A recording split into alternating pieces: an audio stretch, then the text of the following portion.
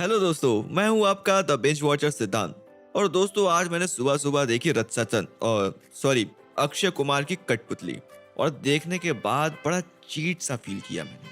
और ये cheat word film making में बहुत ज्यादा यूज किया जाता है। चीट कर लेंगे मतलब कुछ ऐसा करेंगे जिसे व्यूअर्स पकड़ ना पाए। जैसे शूटिंग करते समय कोई लाइन ठीक से शूट नहीं हुई, या कहीं किसी आर्टिस्ट के चेहरे पे इमोशंस नहीं आए, या ऐसी ही छोटी मोटी बातें।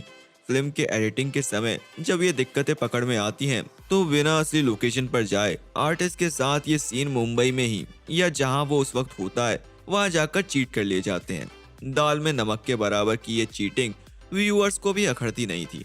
लेकिन डायरेक्टर रंजीत एम तिवारी की नई फिल्म कठपुतली शुरू से लेकर आखिर तक व्यूअर से ऐसी चीटिंग है कि जिसे लोग बरसों बरस याद करेंगे। प्रोड्यूसर वासु भंगनानी ने यहाँ पूरी की पूरी कसौली को चीट करके लंदन के पास किसी कस्बे में बना दिया है। लेकिन ना पेड़ों के पत्ते झूठ बोलते हैं, ना इमारतें, और ना ही मिट्टी।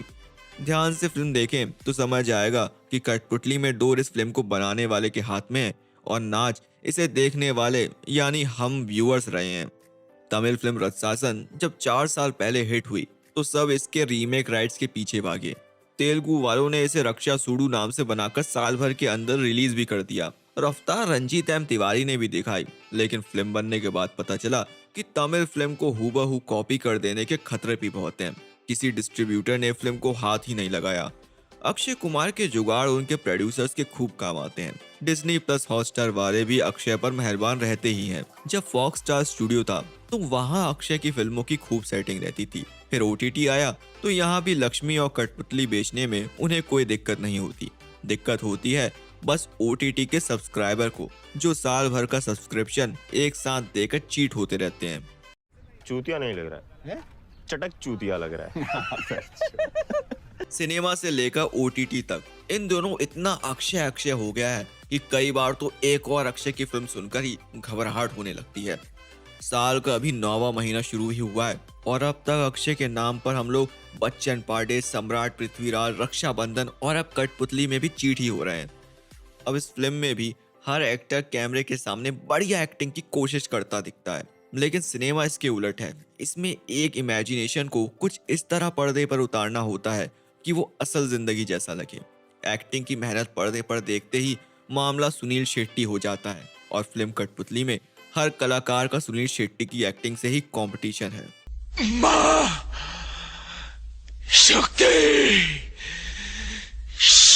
वैसे कहानी तो पता ही होगी, पर नहीं पता तो मैं बता देता हूँ। कहानी पेचदार है। सो कॉल कसौली की घुमावदार सड़कों जैसी गोल गोल चक्कर लगाती है।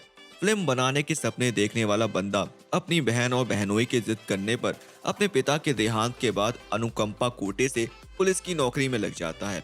वर्दी उसकी पुलिस की है, लेकिन दिमाग उसका उसी रिसर्च में लगा रहता है जो उसने अपनी पहली फिल्म लिखने के दौरान की थी। फिल्म स्कूल जाने वाली बच्चियों की मर्डर का सेटअप तैयार करती चलती है। व्यूअर्स को कभी बाएं ले जाती है, कभी दाएं ले जाती है, और क्लाइमैक्स में जब इस सेटअप के पेबैक की बारी आती है तो फिल्म हाथ खड़े कर देती है कि भैया इतने में इतना ही हो पाया। कहने को फिल्म एक साइकोलॉजिकल थ्रिलर बताई जाती है, लेकिन इससे बढ़िया साइकोलॉजिकल थ्रिलर तो राधिका आप्टे की अहिल्या है और यूट्यूब पर फ्री में भी अवेलेबल है। तमिल में फिल्म रत्सासन हिट रही। हिट द फर्स्ट केस की ओरिजिनल भी हिट ही रही थी, लेकिन किसी अदर लैंग्वेज की फिल्म को हिंदी में बनाने का सबसे बड़ा चैलेंज होता है हिंदी भाषी व्यूअर्स की रुचियों और उनकी संवेदनाओं को पकड़ना। Over acting south Indian cinema के डीएनए में है। हिंदी सिनेमा के व्यूअर्स इसके लिए टीवी देखते हैं। फिल्म उनको असली ही चाहिए, चीटिंग बिल्कुल बर्दाश्त नहीं। फिल्म बेल बॉटम में रंजीत एम तिवारी में एक काबिल डायरेक्टर के लक्षण दिखे थे, लेकिन उनकी कुंडली तो अगली ही फिल्म में पूरी की पूरी सामने आ गई। कहानी गड़बड़ है, कास्टिंग उससे ज्यादा गड़बड़ है, डायलॉग्स कतई असरदार नहीं है। ओटीटी पर 2 घंटे की ये फिल्म देखना अपने आप में किसी चैलेंज से कम नहीं है।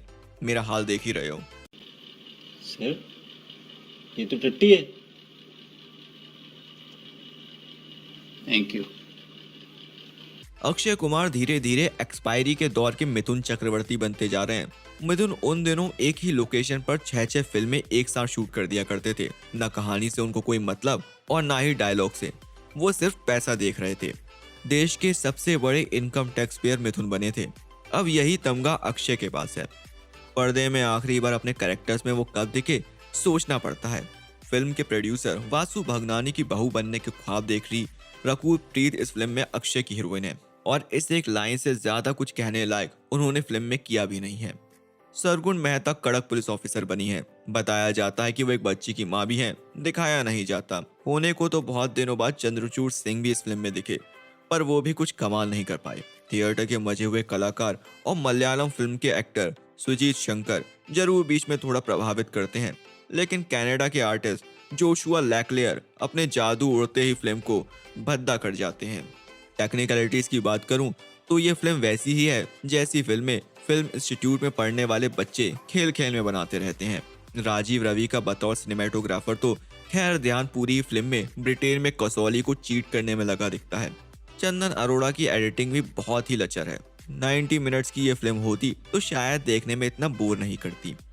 कहने को फिल्म में तनिष्क बागची, डॉक्टर ज्यूस और आदित्य देव का म्यूजिक भी है, लेकिन सच पूछें तो पूरी फिल्म देखने के बाद अब मुझे इसका एक भी गाना याद नहीं आ रहा।